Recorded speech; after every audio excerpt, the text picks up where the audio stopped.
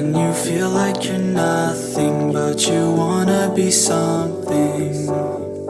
Yeah, well, all you really need is hope. I just want you to trust me if you wanna be something. That's right. Let's go. Yeah, when you're feeling down and you're out, like you got nothing but doubt, you're alone in the crowd, just trying to figure it out. All of this cloud and this money got you feeling left out. Listen up to me now, every word that's out of my mouth. Wake up, it's me. You're gonna follow your dreams, or are you just gonna be another cog in the scene? You feel the hope in this beat, yeah, the hope that you need to proceed and be exactly what you want it to be. I feel right and I'm proud, hype and I'm loud. I'ma shout all about how I feel in the now. Ain't nobody ever gonna try to change me till I'm dead, pushing up daisies. I'm alone in the crowd, I won't feel down. I got hope right now, and I know I'll be found. I don't really care just what all other haters gotta say. I know everything I do is gonna make them fade away. And when you feel like you're nothing, but you wanna be something. Yeah, well, all you really need is hope. I just want you to trust me if you wanna be something. Yeah, then all you really need is hope. Let's go. Yeah, it's what you need when you're down, need when you're out. It's what you need when you're sad and when you feel left out. You feel an energy drought and then creeps out, but with a little bit of hope you can figure it out. Keep your head high even when you're down inside. Through the pain you fight and through the painful nights you keep striving, keep trying, keep driving, rising, keep thriving, surviving. Nothing's in your way but yourself. Don't need nobody's help. You can make it through this hell. Take it one step at a time, one step as you climb. If you fail you'll be fine. Get back up to the grind and never lose sight of your mission. Be driven. This life is a prison if you don't have vision. You're in it to win it, so get it, don't miss it. Your chances now, so be something somehow. Don't let yourself down.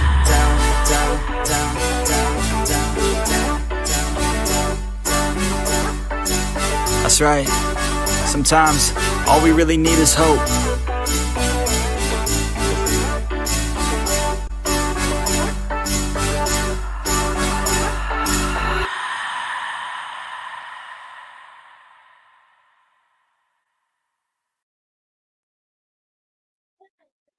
Hi everyone, good afternoon. I hope you guys are all having a good day. Good to see you guys. It's been a few.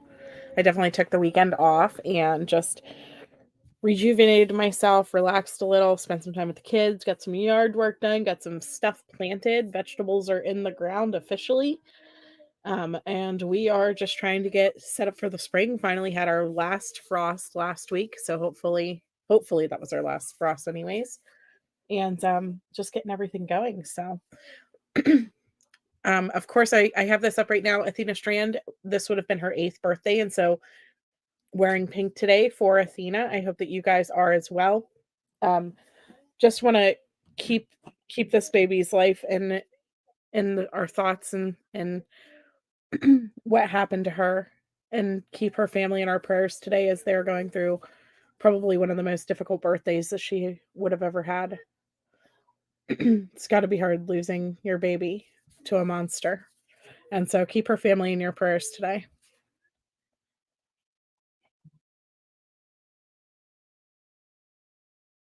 Sorry. So let's see who all we have here. Let me scroll to the top. There's a lot of you guys coming in already. Hi, Debbie Flores. Hi, Chopper. Hi, Rhonda Roy. On the Rocks in the Soil. Hi, Aggie. Minnie Mo. On the Case with Jeannie. Hello. Hi, Georgia Peach. Joyce Andrews. Laurel. It's good to see you guys. Christy. Hello. Hi, Seal. Hi, Laurel. Carrie G. Roberta. Melissa Jade. Amanda Page. Caroline. Hello. Boo Will. BC. Carol. I think I might be. Hi, Dakota. Hi, Annie Lou. Hi, Chaotic Heathen. Hi, Petunia. It's good to see everybody back. Whole family's here, right? Got so many of you guys. J Lord, hello. Hi, Melody Murphy. Lynn N. M. Sorry. Arlene, hello. You have pink shoes, and there is your pink sundress. Yes, rest in peace, sweet Athena. Absolutely. My heart goes out to her mom today, especially, and her dad and her stepmom, just can't be easy. It definitely cannot be easy. Hi, Vivian. Hi, Karen. Yes, so ready for this.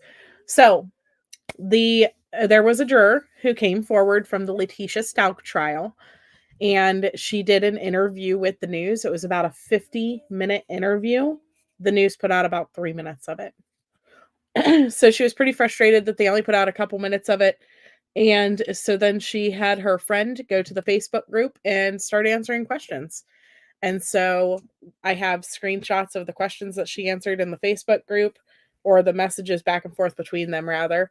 And I also have the interview. So let's take a look and see what these jurors had to say. I thought that there would be more that would have came out at this point, but it's still just the one that it seems. And it sounds like there was never a doubt about if she was guilty or not. That wasn't the issue. And definitely, as we figured, our doctor friend did not do well for the defense at all. Nobody liked her. But there was never a doubt about that, but literally the time was because there was a juror who wanted to go through every detail, as we assumed, because this is a rest of the life decision. And so let me pull up this article here. Hi, Carrie Bishop. Hi, Farkio.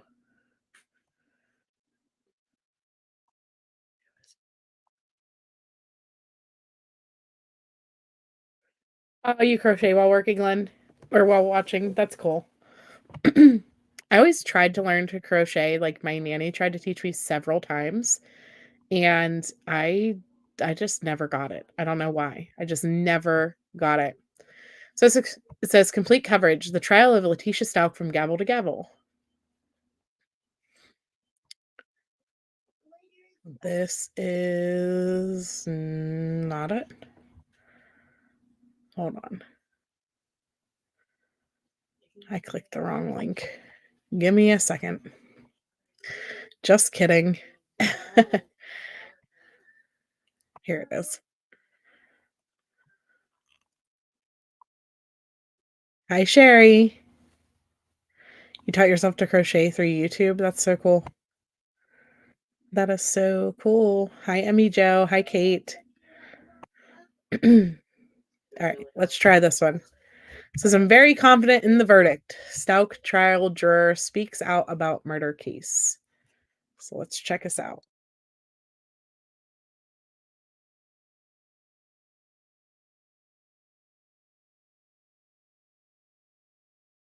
Me saying that she was on that panel.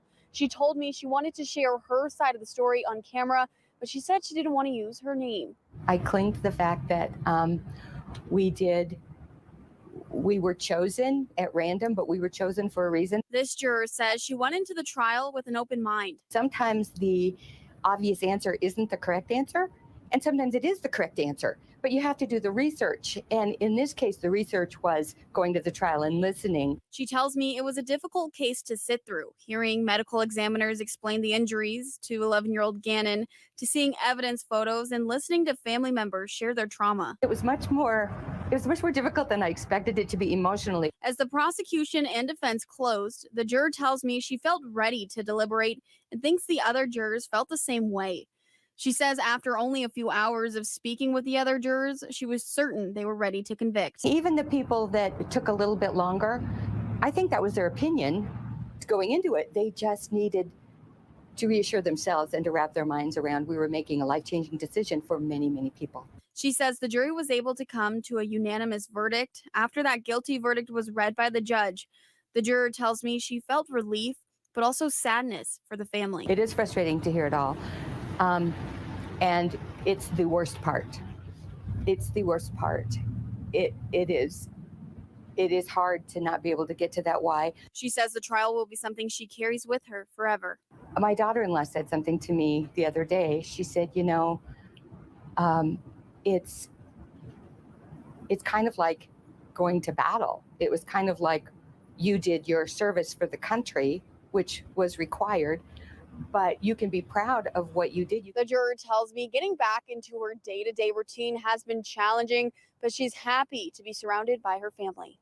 Reporting in Colorado Springs, Grace Kramer, KKTV 11 News.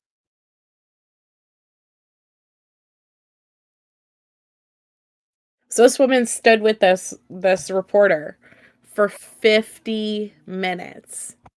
50 minutes, and then that's it. That's all they clipped out of it, the whole thing. So she was pretty frustrated whenever she seen it play on the news that night. She was like, "Are you kidding me?" Like, I'm not sure why news stations do that or why they clip things. Like, we want to hear it all.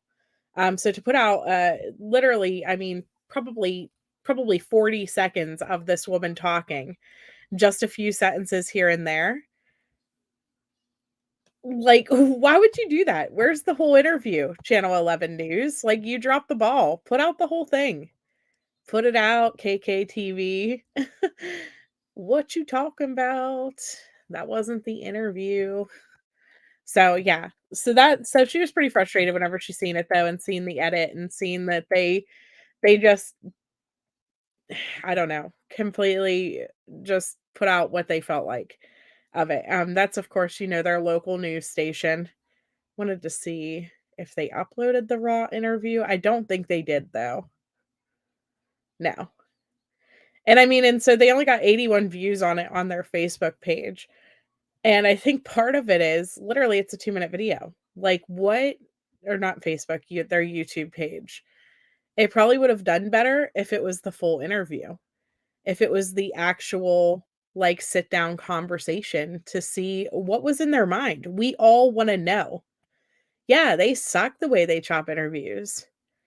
They really do. Like, we all wanna know what happened, though. We all wanna know what was going through their head. What made them not be able to decide the first night? What made them be in a situation where they were deliberating and had to go home for the whole weekend to before they decided? And so I was really happy to see, the next day whenever I got on to Facebook, of course, on the Gannon Stauch disappearance and case discussion by Crime Connect Facebook page, and I can get you guys this page if you guys would like to go and check this out for yourself. This is the Facebook group.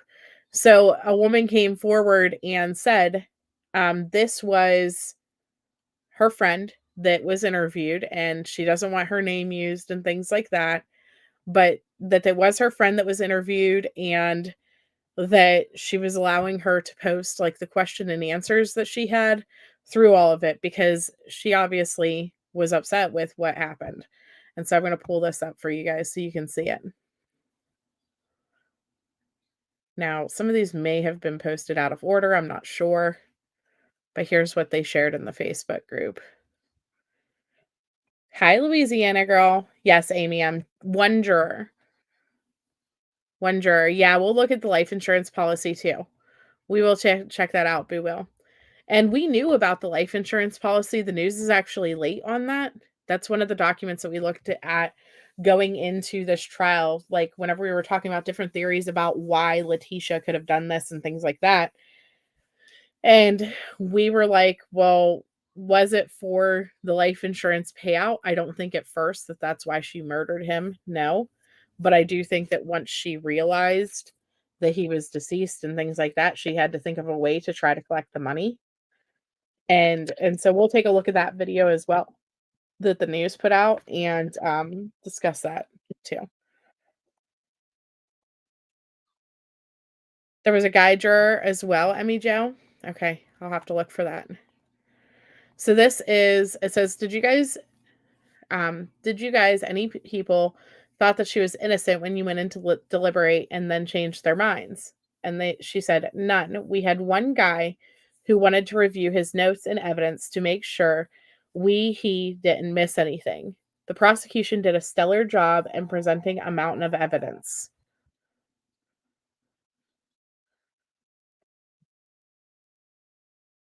Says, the brother's testimony made me sob, and everything happened when the guys were sent out. The judge and the prosecution were so kind to him. He was saying how she ruined their lives and how people treat them differently where they lived. She says, it was one of the worst parts for me too. Brutal. I truly thought that Harley was involved until I heard her testify. I'm glad you guys didn't buy Dr. Lewis's testimony. She was so freaking nuts. She said the whole testimony was so weird. No one found her credible. She also seemed unprofessional by using terms like loony and nuts, etc. What healthcare professional would use that? And she found her insane with DID, but didn't follow her own protocols for the diagnosis, and she was the best they could find the defense could get. So I thought this was awesome because number one, it wasn't just the fact that Dr. Lewis was, unprofessional and things like that, but the jury picked up on the fact that Dr. Lewis described how DID is diagnosed. She described her own protocols for things like that, and then she also they put together the fact that she wasn't qualified to be DID even based on Dr. Lewis's own observations. So I thought that was good that the jury picked up on that. Like, we had a very, very smart jury. Oh, here, wait, let me pull it up this way. I think I have them all saved. We'll just do it this way. That way I should be able to just scroll through them. Yes. Okay.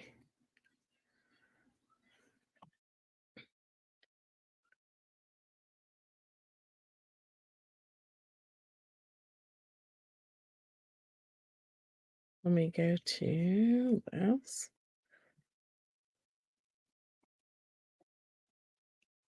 We'll do it this way. Okay. So this is the weird one. Okay. So then she asked about T saying that she was sick, and she said, I doubt she was sick. She seemed fine to me all day. Did you see the day that she was, quote unquote, reading the Bible? She stared at it for hours and never turned a page. So, like, these jurors were watching her and noticing everything that she did. She said, I think it was the day that Harley was supposed to testify, not 100 on that, but I remember thinking it was because of who was testifying. Was it a Bible? We didn't know if it was the Bible or that medical book. She read the DSM-5 a lot, but one day it was a Bible. The day Harley testified was the day after her birthday. So then she asked at the beginning, or they asked about if they took a vote right away, and she said, no, we took a blind straw poll at the beginning, and 2 people just said they weren't ready to vote. Then once we asked the question, did the prosecution meet the burden of proof that she didn't meet the criteria for an insanity plea, everyone was on the same page. But then our engineer guy had to go back through everything. So there was a guy who, like I said, he wanted to see all of the evidence. He wanted to make sure from beginning to end everything that was there before he made this decision that alters so many people's lives. Yes, Emily, it was only like 2 minutes long. Probably back, oh, let's see. Probably back like 6 or 7 minutes ago. Yeah, she did. She showed her crazy for sure. Very smart jury. Hi, we are Cody's voice. He was in his 30s, Spanish guy. Okay, thank you, Emmy Joe. I will take a look for that. Okay. When you guys didn't come back immediately with a verdict, people were worried that you guys were hung up on the bipolar insanity thing. The things that the defense said in closing, it was like they were abandoning DID and changing to the bipolar, which I truly think she is bipolar. She reminded me of a girl that I went to school with that was BP and lied just like her. She said, no, it was just one guy who had to take his time. But that was what it took for him to be willing to ballot. We only to vote one time. She said, did you vote right away? And so then that was the thing that she said about the straw poll. She said, even if it was bipolar, that doesn't meet the statute for the state of Colorado insanity defense. Colorado has a high bar for insanity plea, and she did not meet that.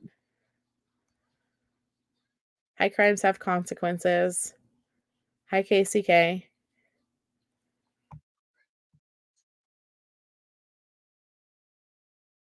So what were your thoughts on the interview she said when she had not been in Florida, when being told that's where G was found? The defense wanted to bring her in her former attorney, but then it would have opened the door for the state to ask anything. I was shocked that the judge told you guys that her attorney met with her on Zoom that day. She said, "Yes, that was a cool bombshell for us that the defense opened the door to and then tried to repair. How it ended was that her previous attorney did meet with her, but would not testify that he or she told her where he was found." What were you thinking about the day with all her different hairstyles? Just that she was narcissistic and trying to impress Cook. That's what I thought anyways. So even her back and forth with Cook, with Will Cook, her attorney that she kept flirting with and things like that, even that was picked up on by the jurors. They watched her. I am so glad that they did everything that they did in this case because they literally paid attention to everything. And so they thought that and not that she was trying to fake personalities or that she was trying to make up that she was somebody else. She wasn't turning into Maria or anything else like that. They literally just thought that it was her trying to flirt with Will Cook better, that she was trying to impress him. Yeah, he was flirting back. Crimes have consequences. It was so gross. And shared a coffee with her. I know. Like their whole dynamic, their whole relationship through the entire trial was very, very disturbing to me. Like, seriously. I I don't know. I don't know if Will Cook is married. I don't know what he has going on, but I know that if I was seriously his wife, I would be flipping out. I would flip out. Just saying. Like, there's no way you're gonna act like that, especially not on TV, not like where you're recorded. Like, that's embarrassing. I don't care if you're trying to humanize her and make her look like a person or not. Even witnesses, including Lewis, were trigger killers. Yes. Hi, Avery. He was disrespectful as heck during the judge's reading, crossing the arms, rocking back and forth. Yeah, he was. Crimes have consequences. And then, like, I'm sorry, but he ruined it for me whenever with his opening statement. He really did. He just presented himself in such an unprofessional way. And then that continued on through the entirety of the trial. Like that was just how it was the whole trial. He just did not impress me. Okay. So the day she got moved between the attorneys, the judge admonished her and threatened to handcuff her to the desk. She said that was for flipping off Lieutenant Bethel. Yes, then Gannon's family, and then Harley the following day. She said, I did not see her flip off Harley. Her behavior in the courtroom was abhorrent. Um, So then they talk about most people thought you guys would have come back in an hour. It was excruciating waiting over the weekend. She said, I addressed that a point in my interview today, but I don't know what parts she's going to show and what parts she's going to cut out. If it was not for this particular juror, we would have been able to come back with a verdict by Friday evening. But people's brains work differently, and it was such an excruciating decision for everyone. And the family took it that some people and the family that it took some people longer than others, and I get it. You know, whenever it came right down to it, they were making a big decision. This was Letecia's life, this was justice for Gannon, this was all of those things. But mm, but I'm glad that they pretty much figured out right away she was not insane. It was just about the guilty verdict. It was just about the guilty verdict. You wanted to well dead chairs solid so many days. Yeah, Mystic. Hi, struggle is real. How are you, dear? Hi, Debbie. The only thing you remember about Will Cook is his cussing, the hand sanitizer, the laughing and rocking. That's it. Even when the prosecutor mentioned them laughing, he and Letecia, yeah, they kept laughing and didn't even acknowledge the prosecutor at all. Exactly. So the juror is texting with one of her friends, and whenever they seen the clipped interviews and how like shortened it was, they decided to 1 second. Sorry, they decided to put out some of their questions back and forth because of how badly clipped the interview was. You wanted to put a partition between her and the lawyer. I think most people were pretty disgusted by all of that.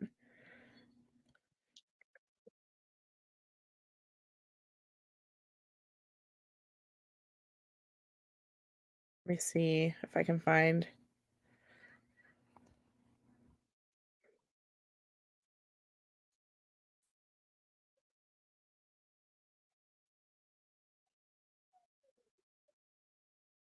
See, I'm not seeing a second video about the jurors. Just this one with this lady. And KKTV has a lot of things about them. Do you remember who the second video was done with, or where I might be able to find that? Like I said, I just had seen the one. So while we're waiting for that, though, let's take a look at this life insurance video that came out this morning. I think it was this morning. Could have been last night.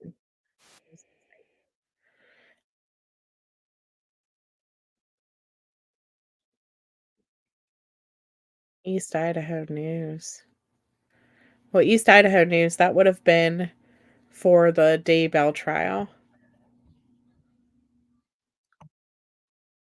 News Nation. Okay, yeah. So that would have been for the Daybell trial. That would not have been for Gannon's trial. Okay. So let's take a look at this one. Covering payout problems between child killer Letecia Stauch and a life insurance company. We found the woman recently convicted of killing her 11-year-old stepson took out a life insurance policy on him 2 years before the murder. Investigative reporter Sean Rice first broke this story. He is live tonight outside the El Paso County Courthouse with these emerging details. Sean? Yeah, Bert, it was June 11, 2017, when Letecia Stauch took it upon herself to take out a $25,000 life insurance policy on her stepson. She would then go on to murder him 2.5 years later. And now that insurance company is asking a federal judge to decide who can recoup the money. You can't take a life insurance policy out against someone and then murder them for the money. So I'll pull up the life insurance policy. We did talk about this prior to court on this channel, and I know that Crime Curious talked about it as well. She did have a life insurance policy on him. It was something that they had taken out in 2017. The main policy was on her, and then Gannon and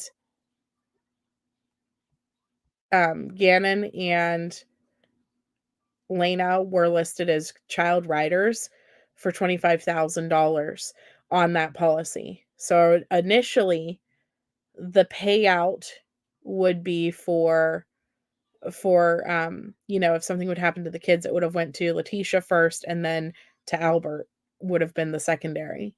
So what we didn't know about this policy, though, they're going to talk about in just a second. This is what we did not know. That's not allowed. It seems to be what occurred in this case. Convicted child killer Letecia Stauch is in the hot seat once again. USAA, a life insurance company, is on the hook to pay out a $25,000 life insurance policy that the stepmother took out back in June of 2017. USAA describes themselves as an innocent stakeholder that is willing to pay the policy out, but they're asking for a federal judge to point them in the right direction. When you take out an insurance policy, the insurance company has an obligation to pay on that policy. If they don't pay on that policy, the insurance company can be sued for triple damages. To make matters even stranger, on the day she was arrested and charged with murder, records show Stauch changed the beneficiary of these funds from her ex-husband Al to her daughter Harley Hunt. All of this revealing information was never disclosed in the murder investigation or her subsequent trial. So that's what we didn't know. We did not know on the day that she got arrested that she changed the policy. I don't think she planned it. I don't think she planned it since 2017 because A lot of people have their kids have life insurance policies. A lot of them have them as child riders on their policy or something along those lines, right? So that part's not that alarming. What is alarming is the fact that as soon as she got arrested, she changed the beneficiary to Harley. And again, I want to stress what the judge said at the end of court. You know, Harley had nothing to do with this crime. She had nothing to do with what her mother did. You know, Harley is an innocent victim in all of this as well. And so I don't think that Letecia changing the policy over to Harley's name whenever she got arrested and things like that, I don't think that has anything to do with Harley. I think that that was just Tisha's way that, okay, I'm going to get arrested, so I'm going to get this money to go to Harley instead, so that that way if I get locked up, or you know, if I end up staying in jail for a long time, if I'm whatever, so that that way that Harley would have the $25,000. Yeah, you have life insurance on your whole family. We have life insurance on our whole family except for the baby, because I didn't get life insurance on her yet. But we will. We will have life insurance on her soon. Actually just thought about the fact that we don't have it for her. But so I think that, you know, I don't know, Laurel, if Harley even knew about this. Like I said, we knew about the life insurance policy. Um, but we had no clue that she had changed the beneficiary.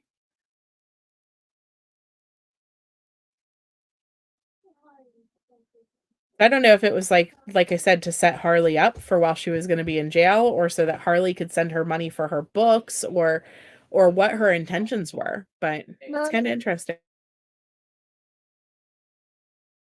Annan's life for those 2.5 years with his stepmother must have been absolutely atrocious. You try and think that no one can be that conniving or manipulative, but at this point, who knows? Gannon's biological parents, Al Stauch and Landon Hyatt, said through their attorneys that they do not want the life insurance money, nor any money from the woman who took their child's life. That opportunity would be there to seek restitution for all the losses, and my losses are tremendous. And I had a paragraph in my statement about that. You know, my losses are well into the six figures, but I would, and this is maybe my stubbornness, but I would rather pay every cent of those losses back than be connected with her. That $25,000 is now in what's called a treasury registry with the courts. It will remain there until that judge decides who the money should go to, if anyone at all. Reporting live outside the El Paso County Courthouse, Sean Rice, 13 Investigates. All right, Sean, thanks.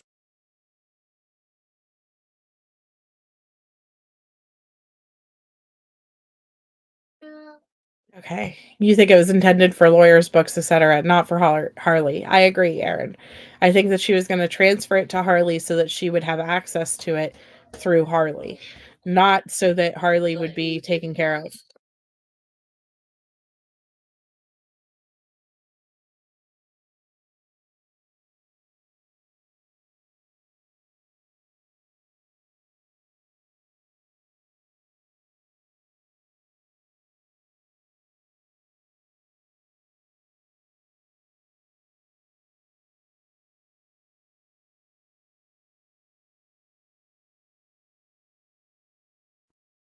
Okay, let me see.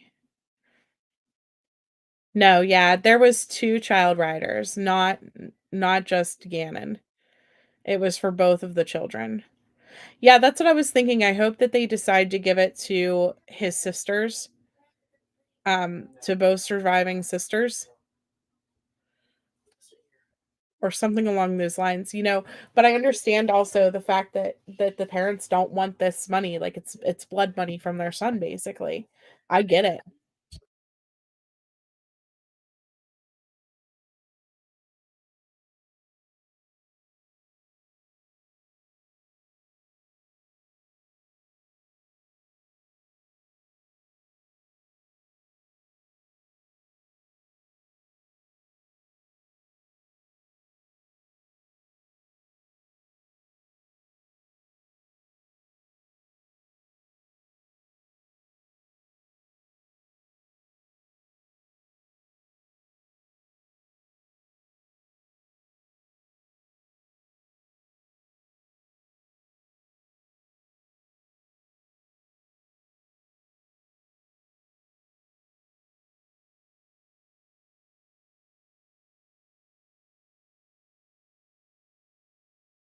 No, see, I don't know though. I don't think it has anything to do with them not paying. You thought that she would sue for 75,000, maybe.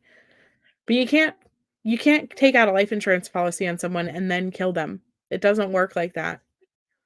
She owes the state. If the funds are processed to her, it would be awarded to the state. Okay. Right. You don't blame them for not wanting it. The state may want it. I don't know. And at the same time, though, we're in a situation where, Harley had nothing to do with this crime. So does her being the beneficiary cause some type of issue as well? I'm not really sure how they're going to see that. And so that's going to court. They are going to have that in court to see which way the judge rules, and the judge ultimately will decide. He may decide to separate it between Harley, Albert, and Landon, and just do it like that. Won't be donated to the state for LS. No way. Yeah, they would be giving it to the person. Right. They won't give it to her. It won't go to Letecia. I can replay the juror interview. Yes. Hold on one second.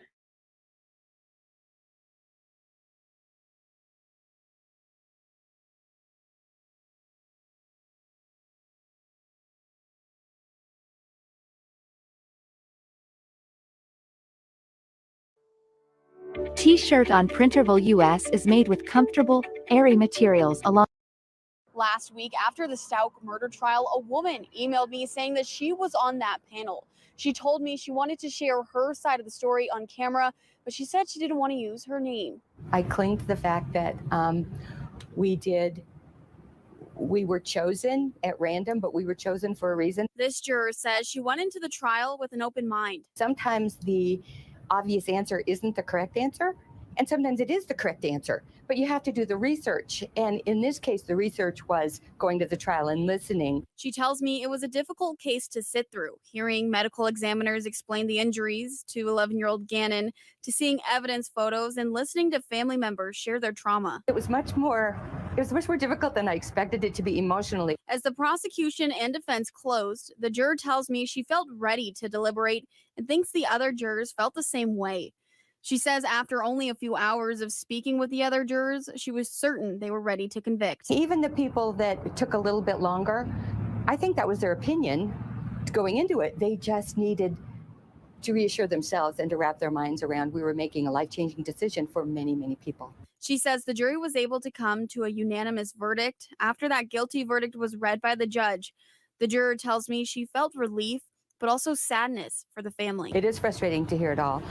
And it's the worst part. It's the worst part. It is hard to not be able to get to that why. She says the trial will be something she carries with her forever. My daughter-in-law said something to me the other day. She said, it's kind of like going to battle. It was kind of like you did your service for the country, which was required, but you can be proud of what you did. The juror tells me getting back into her day-to-day routine has been challenging, but she's happy to be surrounded by her family. Reporting in Colorado Springs, Grace Kramer, KKTV 11 News.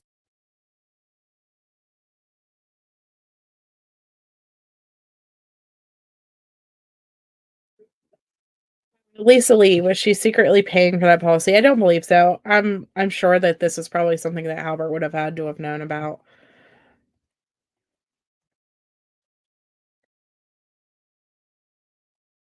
But it was emotionally exhausting, maybe. Yeah. I feel for Harley too. You feel like she was just lost in the mix through all of this, right? I pray every day that Al and his wife reach out to her. I don't know how they do it either. Crimes have consequences. You're welcome, Rexy. You think you would put it in an interest drawing savings for Gannon's little sister, a college fund? Yes. Yeah, I agree. I agree with it becoming like a college fund or something along those lines for the girls. I don't know though if the family will do it. And if not, if they don't want to do that, I know that they want to start this foundation for Gannon and start making a difference in his name for child abuse awareness and different things like that. Maybe they could take that chunk of money and put it towards the foundation to try to, I don't know, to try to help with that, whatever they're going to be doing for that journey. But I'm not sure. I'm not sure exactly what the plan and what the ultimate goal is going to be with everything. You don't believe Al knew about the policy.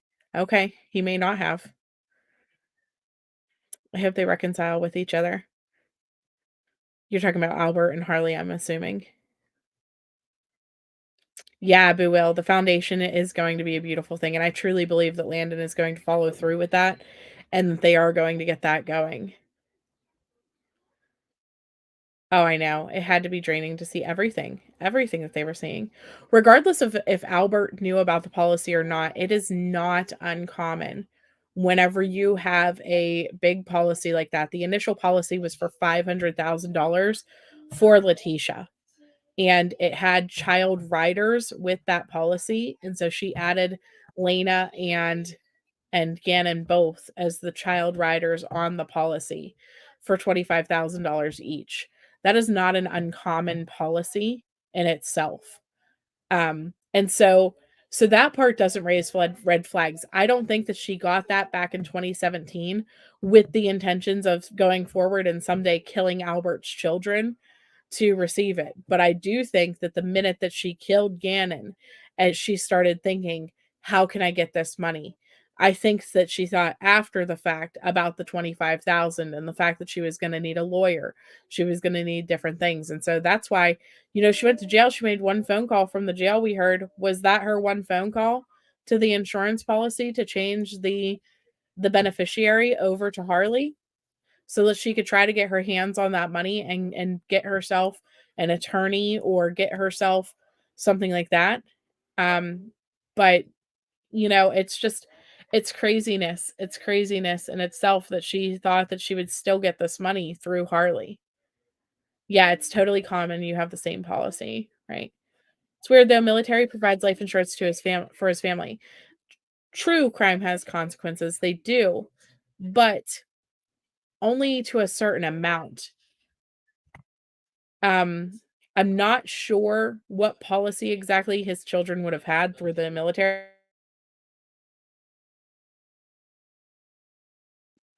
but I do know that funerals are expensive. They're very expensive, and so if you're already buying yourself a $500,000 a policy and you can add your children on, then why wouldn't you? You heard there was an account with the USAA that he didn't know about either. You don't think, but no, I don't think she got the policy with this intention. No, yeah, I don't think that she pre-planned to do this. I still believe that, you know, we don't know. We don't know what exactly happened that day. We will never know exactly why she did what she did, but I don't think that money was the motivation behind it. I think there was a lot of hatred and frustration and everything else like that towards Gannon. I don't think it had anything to do with money. She would have did it even if she didn't have this life insurance policy, unfortunately.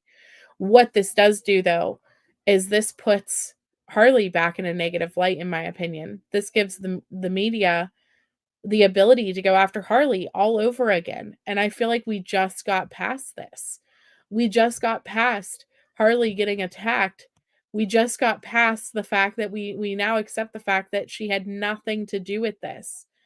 And now here we are. We're hurled right back into this where people are going to be questioning. Did Harley know about this policy? Did she know that she was going to get, $25,000 if her mom killed Gannon?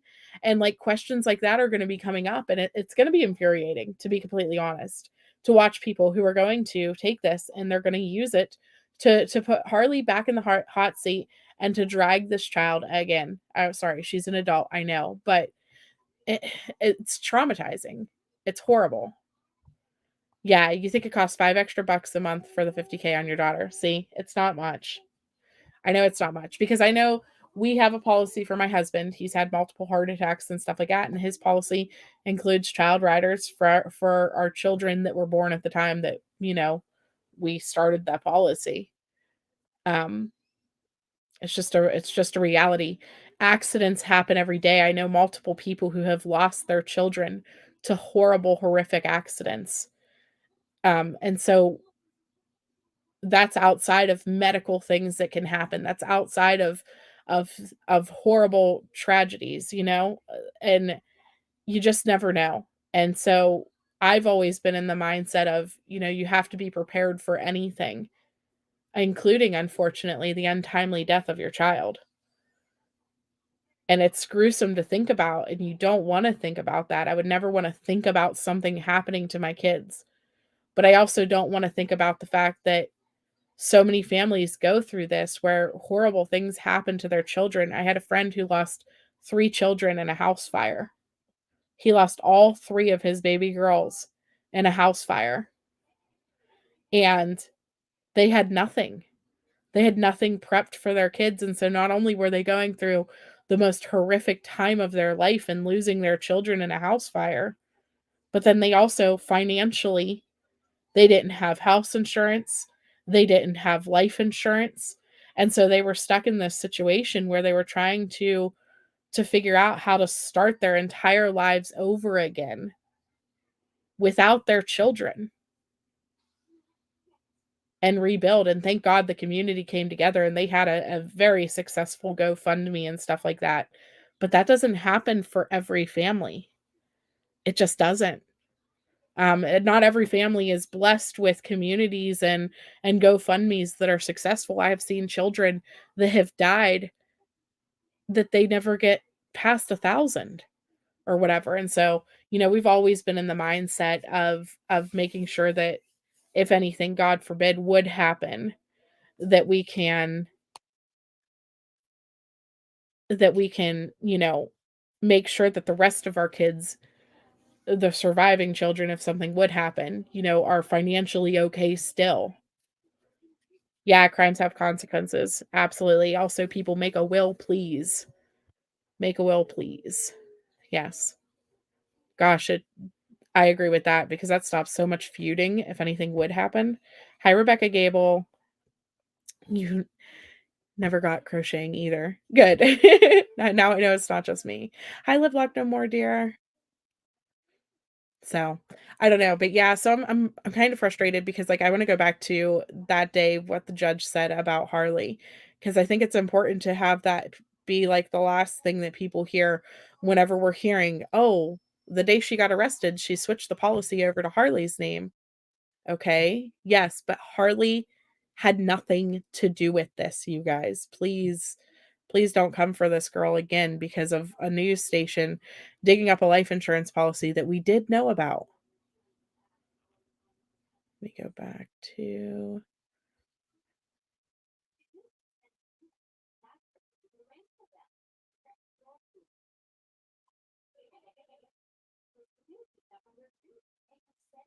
And then not only that, but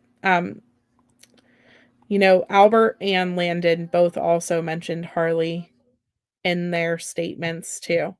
And I thought that what they said through their statements about Harley, was impactful as well. So let me pull this back up.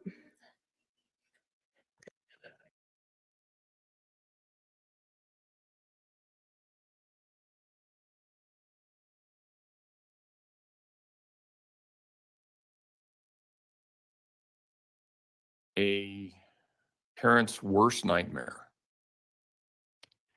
is getting a phone call letting them know that something has happened to their child. How much worse must that nightmare be when law enforcement asks not for a picture of your loved one, but rather DNA and dental records? I've also heard it said that one of the worst tragedies a parent can experience is to outlive a child. I have known people, both professionally and personally, who have gone through that. It never leaves them, but the sharpness of the pain does diminish to some extent over time. I cannot fathom the pain Mr. Stauch and Ms. Bullard have experienced as a result of the defendant's actions. A sentence in a criminal case such as this will not change the fact that their son's life was taken from them, and no sentence I impose and nothing I say will ever change that fact. Ms. Stauch, you betrayed the person you loved enough to marry. You told your husband lies and took away someone he loved. You took away every day that Mr. Stauch or Ms. Bullard could have had with their son. When you take a life, regardless of how you do that, you forever alter the future. Neither Mr. Stauch nor Ms. Bullard will ever see their son graduate from high school, go through the joy and the pain of that first love, or get married. They will never know what kind of impact their son may have had on the world if only he had lived to become an adult. And had Gannon's body not been found, they never would have known what happened to Gannon. They would always have had a lingering doubt about what happened to Gannon. And I cannot imagine the pain and sense of loss associated with that. You betrayed your daughter, Harley Hunt.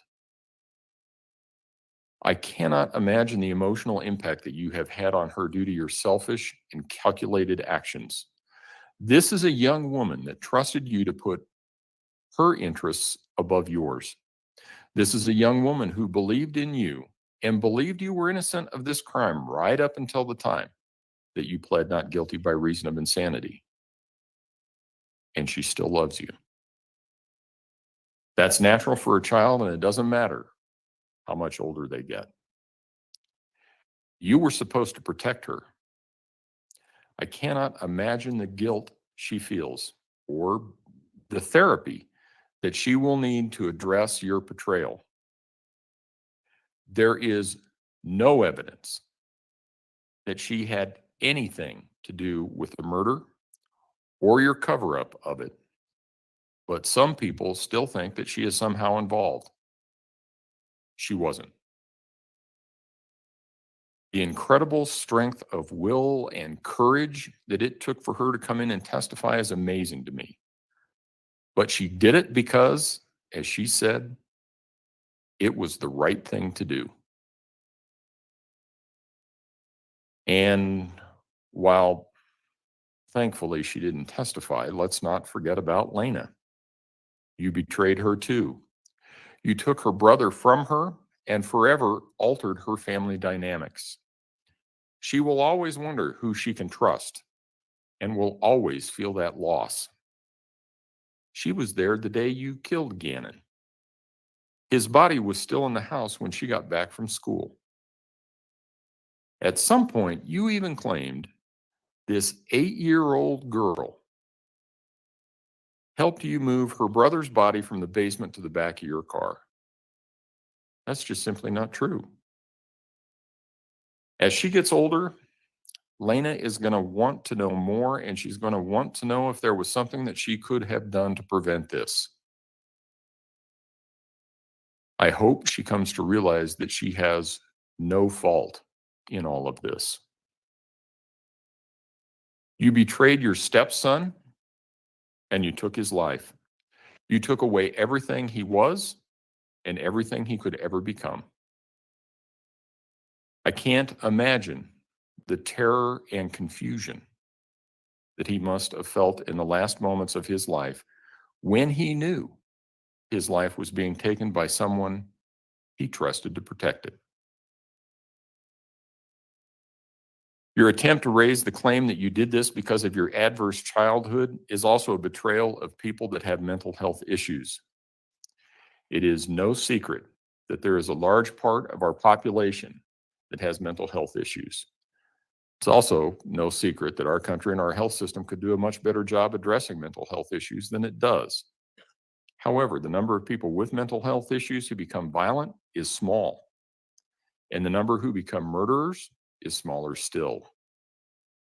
Your claim that a mental health issue caused the murder in this case is a disservice to all those who struggle with mental health issues every day. This isn't the first case I have presided over in which sanity or a mental condition of the defendant has been raised as a defense. I have had cases where the defendant's mental condition caused the defendant to act out in a certain fashion. But even in those cases, I have never seen conduct like this. I understand the claim of dissociative identity disorder. I have seen something resembling that, and I have seen defendants with schizophrenic disorders. I can understand those. What I have seen is that the mental condition causes the person to act a certain way, and when they realize what they did, they are astonished by what happened, or they have no memory of what happened. Your claim is that it was another personality that murdered Gannon, but there is no time during the minutes, hours, and days following the murder where Letecia came out and wondered, gee, why am I carrying a body around in my luggage? That just isn't credible.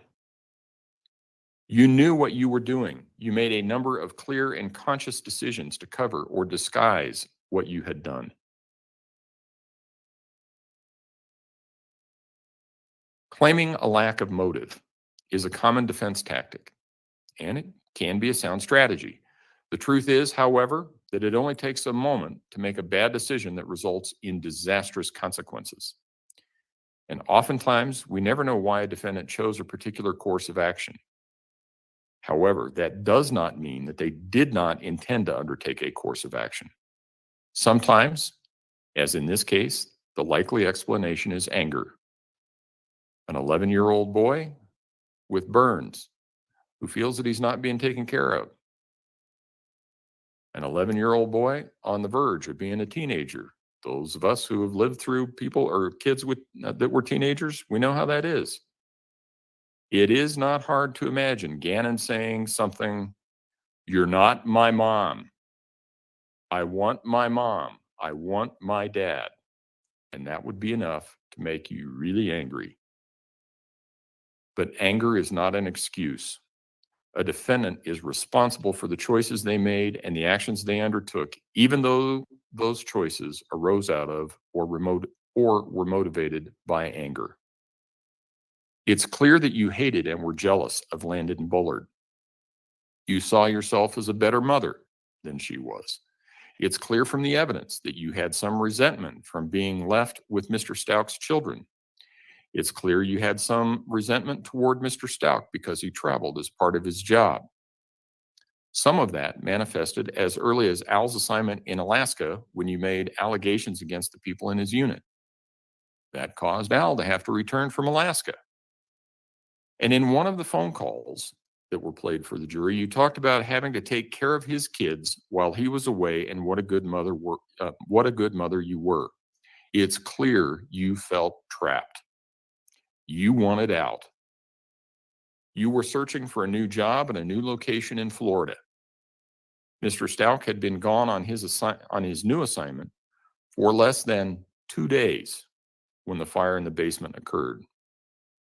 I can imagine that you saw your whole future consisting of taking care of Mr. Stauch's children while he was off doing his thing, and that's not the future that you wanted. I can imagine Gannon at some point after he sustained his burns telling you wanted his real mom and how that comment would have made you angry. You took your frustration and anger for the marriage, the child care, the absence of Al, and even living in Colorado. You took all of that out on Gannon. The evidence suggests you first stabbed Gannon repeatedly, 18 times. Based on the number of defensive wounds, he was clearly conscious for some of that. He was certainly gravely wounded.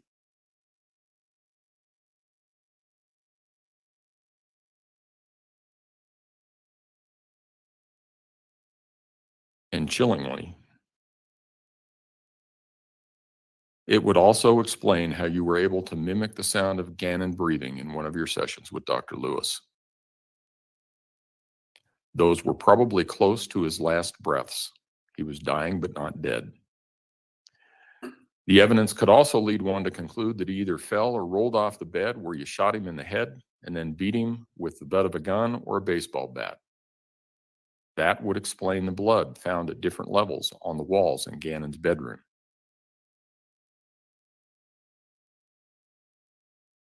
I'm also reminded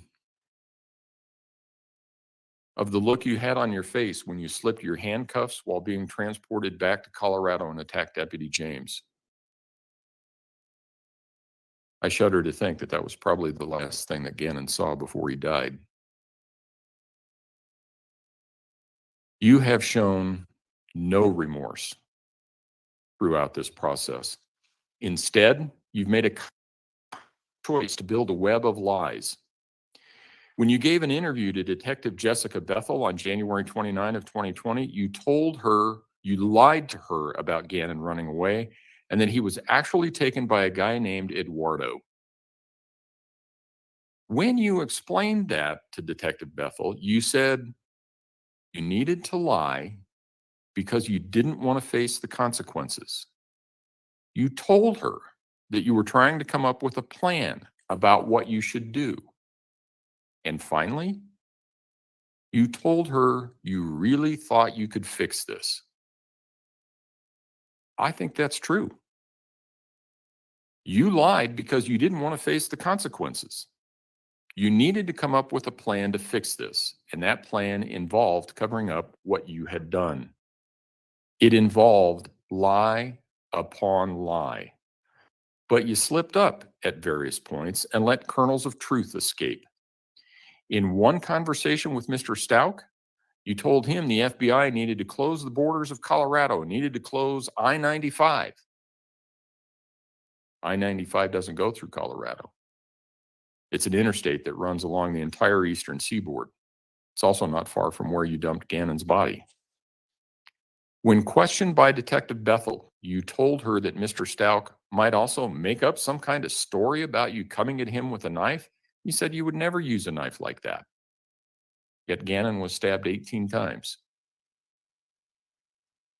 Your actions in this case also show a very conscious attempt to avoid responsibility in this case. You started out with the story that Gannon had run away. You gave some hints that it might be related to bath salts or drug use by Gannon. You stayed with that story until you were called into EPSO for an interview. You knew they weren't going to buy the story that Gannon ran away. Then you came up with the abduction. And you stayed with some iteration of that for a long time. But all of those versions had one thing in common. You were always the victim. In one, you're beaten and raped and Gannon was abducted. In one, someone stole Gannon out of a truck in the parking lot. In another, you let someone drive Gannon to a hospital to take care of a head injury that he had after falling off a bike. In all of them, you could claim it wasn't your fault. You were just in the wrong place at the wrong time. Then you got arrested. You stuck to the story that it was someone else that took Gannon. During the hours that you spoke with Special Agent Grusing, he told you he thought sometimes good people do bad things and sometimes it's an accident. Then they found Gannon's body. Then you saw the mountain of evidence against you. And this is a mountain the size of Everest. What was your position after that? Well, it was an accident. And you, Letecia, didn't even do it. It was Maria Sanchez. You carefully crafted your news story to continue to avoid responsibility. It also allowed you to take advantage of the out that Mr. Grusing and Mr. Stauch suggested much, much earlier when they asked you if this was an accident. Now it was an accident. Your Maria Sanchez personality shot Gannon by mistake because she thought he was an intruder in a cape. Multiple personalities is not credible in this setting, as regardless of how many personalities you have, you only have one body. I have presided over cases where a mental disease or defect prevented a defendant from remembering the course of events, including the commission of the crime. Without exception, those defendants have been terrified when contacted by law enforcement because there was a period of time in their lives that they could not account for. Their body may have sustained an injury and they don't know how it happened. They may have some new object in their house or on their person, and they have no idea where they got it from. We all have free will, and we all make choices based on that free will. The people who suffer from the mental disorder you claim are terrified because their free will has been taken from them, and they are being subjected to things and experiences they don't understand and don't have any recollection of. You didn't behave anything like that. One of the purposes is to impose an appropriate sentence for the criminal conduct that occurred. Another purpose is to punish an offender by imposing a sentence that takes into account the seriousness of the offense. Yet another purpose of sentencing is to prevent crime and promote respect for the law by providing an effective deterrent to others likely to commit a similar offense. Anyone who's been in my courtroom before knows that I've said sentencings are the most difficult thing that I do. That's especially true in cases where someone has lost his or her life. Nothing I or the law can do will ever bring that person back. I have handled hundreds, if not thousands, of criminal cases over the years. I think at this point in my career, I've presided over something like 200 jury trials. I've sentenced hundreds more defendants pursuant to plea agreements. This is not the first murder case that has come before me. This is not the first case I have presided over which involves harm to a child. This is not the first case I have had where a person who was in an unhappy marriage committed a crime. Sadly, statistically, there is a high correlation between violent acts, including murders, and family members. I have had a number of cases which have demonstrated one person's capacity for cruelty toward another human being. I can, however, say without hesitation that the facts in this case are the most horrific I have ever seen. Your conduct in this case deserves the maximum punishment that I can impose under Colorado law. As such, with respect to the charge of first-degree murder after deliberation, I remand you to the custody of the Colorado Department of Corrections for the remainder of your life with no possibility of parole.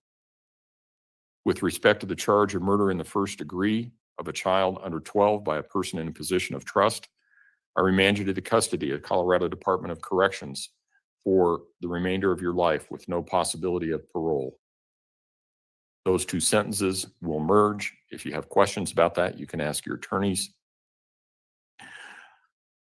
With respect to the charge of tampering with a deceased human body, I'm also going to sentence you to 12 years, followed by a 3-year period of parole.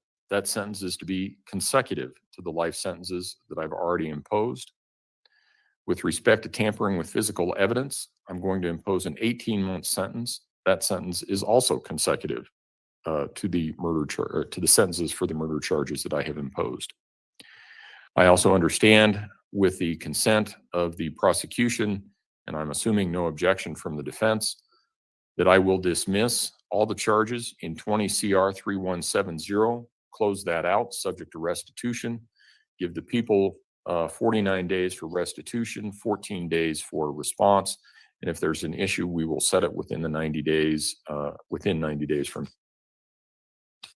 I think that resolves all outstanding matters. Is there anything else that the prosecution wishes for me to address?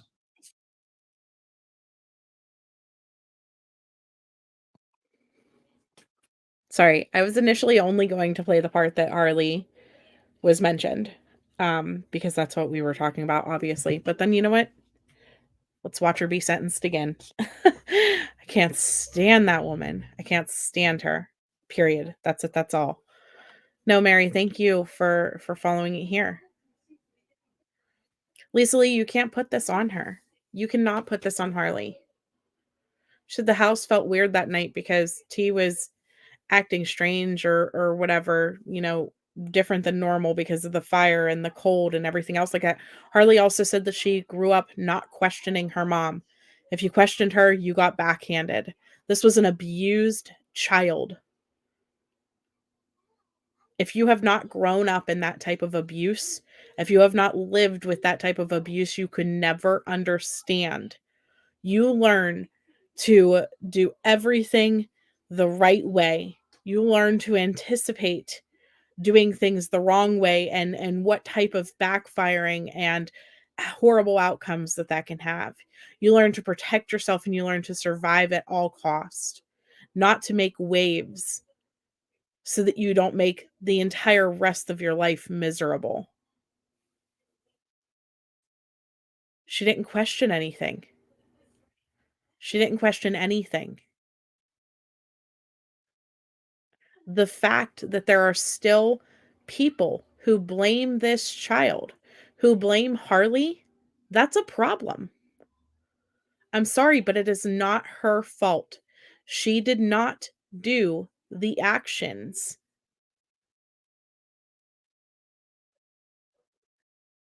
She didn't do it. This was not her. Need I go back to the judge?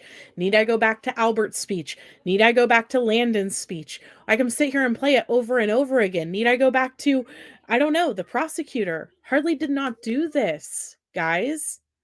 Don't come at Harley. Don't. It's not her. She did not do it. Yeah, walking on eggshells, to live your life on a bed of eggshells. And so that's what I'm concerned about. So now this major plot twist, T changed the beneficiary to Harley. I'm not worried about how that makes T look. I'm not worried about how that makes T look. Who cares about T? I hope she is living every day as miserable as possible in that jail and that she will sit there and rot and that we will forget all about her and only memorialize Gannon through all of this. That's my hopes. But that article coming out this afternoon, I immediately was like, oh God, here it comes. Whenever I seen it this morning, I was like, shit, they're going to come for Harley again. They're going to come for Harley again. That's exactly what this is going to turn into. I can think of at least 2 or 3 channels that will take that news headline and they will take it, and with all of the things like why Harley didn't smell Gannon and why she didn't notice her mom did this or why she didn't notice her mom did that, they're going to take that and they're going to all put it together and sit there and imply still after all of this that Harley was involved, and she wasn't. She wasn't. She didn't do this to Gannon. No more than Albert did this to Gannon. No more than Landon did this to Gannon. I implore you guys, if you see a channel do that, call them out for it. Leave this child alone. Let her grow up and overcome and become something outside of what her mother did. Let her live her life to heal now for the loss of her brother. We're all hopeful that, Albert and her can come back together and they can have some type of semblance of a relationship, because that was the only man that ever was kind of like a dad for her. And I hope that we can, I don't know, get past this somehow, but that's immediately, that was the thoughts that I had as soon as I seen that was, oh crap. Here come the theories. Here come the conspiracy. Here comes the questions, right? Never mind the fact that we had the coroner say that Gannon would not have been smellable because of the fact that he was frozen in Colorado during the transportation. Never mind the fact that the man who found him, Macon Ponder, said that he did not smell anything until they unzipped that suitcase, because the suitcase acted as if it was a body bag to keep the smells inside. Never mind the facts of the case, there will still be people who take this and spin this as a conspiracy on YouTube over the next 48 hours. Bet me. Maybe they won't, because maybe they're sitting in this audience right now listening and seeing that people don't want to hear that. But bet me that they will. It's infuriating, because when will she ever get to heal? When will she ever get to rebuild her life? When will she ever get to live past what her mother has done?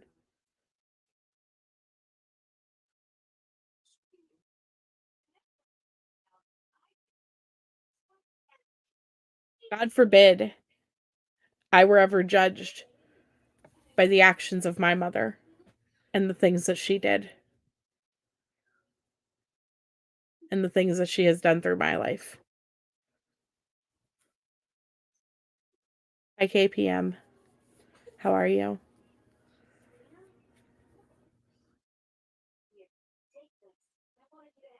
So that's what I just wanted to come on, though, and very briefly and show you guys what the juror said. And yeah, Emily, I know. It's sick. It's sick the way people still do it. Listen, Albert married her, yes. Albert married her. Harley was born to her. Yes.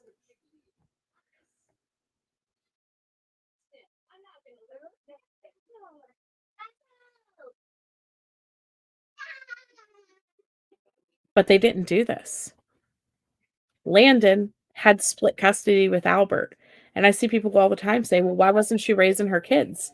I'm sorry, but why is it so wrong for a dad to be involved in a kid's life? Why is it so wrong that Albert had split custody? Why is it so wrong that he had the kids? Why does it always have to be, why did Landon have the kids? Yeah, children shouldn't be crucified for the sins of their parents. Sorry, my husband just walked in, so the kids are all excited. Sorry about that. Hold on one second. I'm just gonna mute.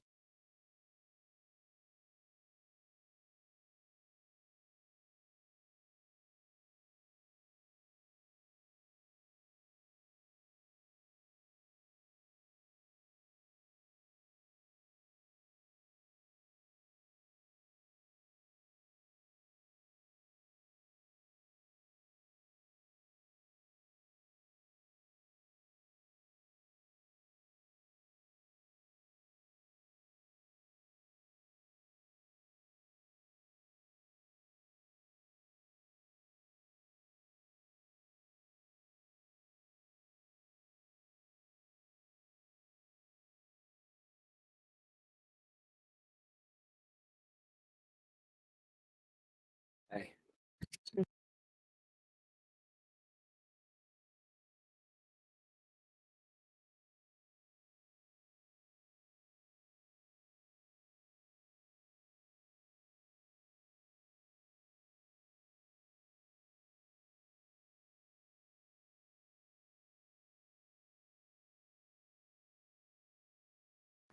Sorry about that, guys. I'm back. Sorry, every time he comes in, there's always so much chaos because the dogs bark, the kids are excited, and then he always wants to insist on talking to me as if I want to talk to him. Just kidding. I love my husband. So yeah, I don't know. I just, like I said, I wanted to show you guys that stuff and just kind of look at that for a minute.